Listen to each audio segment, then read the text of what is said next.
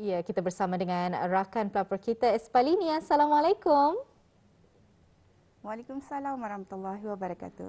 Apa kabarnya ni hari ini Espalini? Alhamdulillah, saya dan juga rakan-rakan setugas di daerah Belait pada pagi ini dalam keadaan sehat. Ya, bagaimana rakan setugas kita? Alhamdulillah kami di sini sehat sejahtera, ceria hendaknya. Jadi kalau kita ni sendiri dalam keadaan baik-baik sahaja, tapi bagaimana dengan keadaan cuaca di daerah Belait? Bagaimana? Alhamdulillah, keadaan cuaca di daerah Belait pada pagi ini cukup mengizinkan ya, Nadira. Dan Alhamdulillah. kita ingin mengetahui juga mungkin keadaan di daerah Belait ya, tidak terkecuali kita rasa ya, menerima kesan jerebu. Mungkin Ispelinda dapat kongsikan sedikit mengenai dengan keadaannya di sana. Sebenarnya seperti juga daerah-daerah lain ya, memang di daerah Belait kalau di awal pagi memang ada jerubu yang begitu tebal ya, kemudian ianya akan beransur ke sebelah tengah hari dalam keadaan cukup mengizinkan. Alhamdulillah. Alhamdulillah. Jadi terus saja ya, kami serahkan pada Espalini untuk mengongsikan informasi dan maklumat semasa dari daerah Belait. Silakan.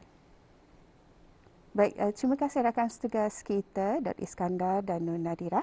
Bismillahirrahmanirrahim. Assalamualaikum warahmatullahi wabarakatuh. Selamat pagi, salam sejahtera. Alhamdulillah, Auda, terima kasih bagi menyaksikan Rampai Pagi dari daerah Belait. Bagaimanakah perkabaran Auda pada pagi ini? Diharap semuanya dalam keadaan sihat dan semoga apapun jua perancangan yang Auda rancang ya akan berjalan dengan lancar. Seperti biasa dari daerah Belait, kami akan mengongsikan beberapa makluman yang akan berlangsung ya di sekitar daerah Belait. Antaranya ialah makluman mengenai pemotongan sementara bekalan elektrik yang akan berlaku sehingga 31 hari bulan Januari, iaitu bermula pada jam 8.30 pagi sehingga 11.30 pagi dan akan diteruskan pada sebelah petang bermula pada jam 1.30 petang sehingga jam 4 petang kecuali hari Jumaat dan hari Ahad. Penutupan sementara disebabkan oleh kerja-kerja penggantian tiang lama dan kabel back conductor ke kabel aerial bundle conductor.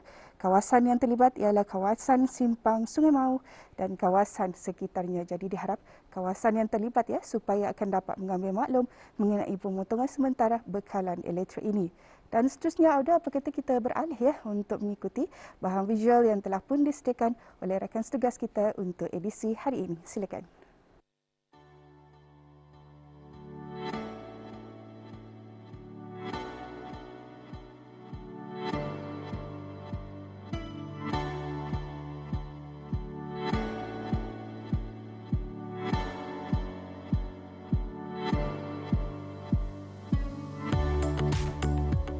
Pembuatan biskut ini sudah tidak asing lagi di negara kita ni. Kebanyakan peniaga-peniaga atau pengusaha tempatan kita ni mengisi peluang untuk mempelajari cara pembuatan biskut dan justru itu untuk memasarkannya kepada orang ramai.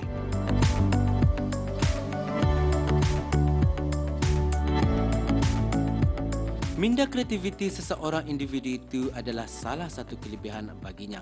Terpulang kepada mereka bagaimana menginovasi produk-produk itu untuk lebih cantik dan menarik perhatian pelanggan. Edisi untuk kali ini membawa bis kita pendekatan bersama dengan salah seorang belia, Dayang Nurul Izzah binti Kamis, dalam mengongsikan beberapa pengalaman serta perjalanan beliau untuk memulakan perniagaan pembuatan biskut berinti. Nama saya Nurul Izzah binti Kamis, lebih dikenali sebagai Zaza. Saya salah seorang pengusaha pembuatan cookies, Bake Queen Cookie. Sebenarnya prosesnya ni Indah jom makan masa yang lama.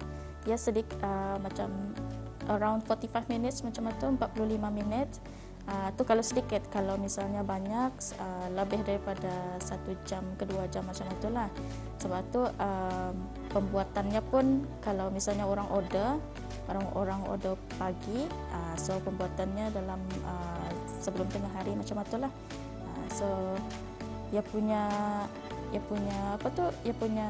pengambilan masa tu terhadlah sebab untuk delivery lagi itulah.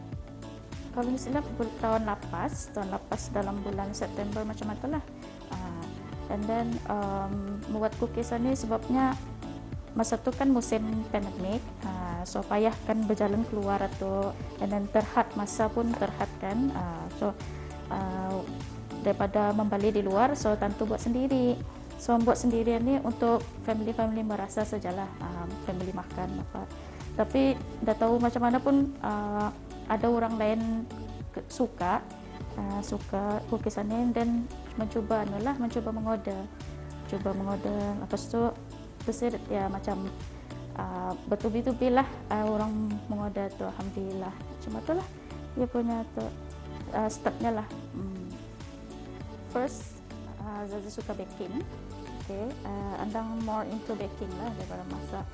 So saya suka sebab tu baking untuk hobi lah. Lepas itu keduanya untuk mencari pendapatan lebih, income. So income itu untuk itulah menolong jua, support family jua. Sebab selain daripada bekerja, so tentu bekerja sendiri sajalah untuk baking. Nama produk ni sebenarnya simple, okay. At first sebenarnya namanya Nutella Chips saja. So ada nama khas untuk kukisan ni lah. Tapi sudah tu macam didengar-dengar macam simple saja Nutella Chips. So why not aku tambah sedikit lah. So since di rumah ni aku yang queen of baking. So aku gabungkan saja nama queen itu with my name. So ia tercipta tu Queen Za Nutella Chips. Bagi Dayang Nurul Izzah, perniagaan ini tidak akan berhenti dan bertahan begitu saja. Dengan usaha kerja yang berterusan serta tekad dan keyakinan yang tinggi, beliau berhasrat untuk mengambil peluang dalam menyertai beberapa agensi demi memperluaskan lagi perniagaan ini. Okey, perancangan insya-Allah ada sudah pulang perancangan. So mungkin akan membukakan dropship ataupun mini agent untuk supply cookies ni. So far itu saja dululah perancangan untuk kembangkan lagi bisnes ini.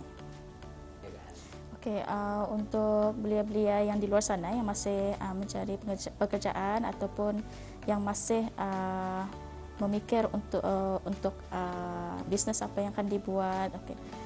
Jangan takut untuk mencuba sesuatu yang baru, okay? Sebab dalam dunia perniagaan ini memang ada up and down-nya lah. Tadi belajar dari kesilapan, belajar dari kegagalan yang dibuat itu, so untuk improvekan diri sendiri.